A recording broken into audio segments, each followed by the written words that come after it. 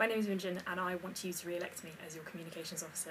So I'm going to do this little video diary throughout the week to give you an insight into the things that I want to do for you, so my manifesto promises, an insight into the sorts of things that I've done so far as the current communications officer, and also to answer any of your questions that you might have during the week.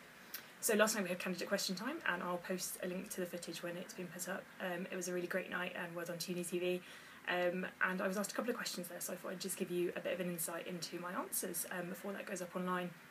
So one of the questions was about funding for student media, and I really believe it's really important that we fund student media sort of for the longevity of our TV, radio station and newspaper on campus. And this year I secured £15,000 of funding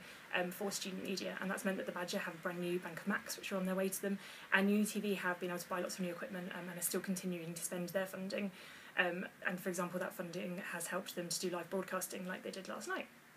which is very exciting. I was also asked about accountability and how I'd improve that in the union, and I see it is really important that officers get out behind their desks and actually talk to students, and I want to extend the work we've done this year with the Out There Officers campaign, where I've personally met almost 20% of our sports societies and media groups, and extend that out into the schools of study where students are potentially less engaged with us. I go out into schools like BSMS and our sciences and talk to those students about what they need and want from their students' union, and also so they can meet their officers and ask their officers questions and find out why their officers do what they do and how decisions are made in the union, so that we're more accountable and students can understand how we work.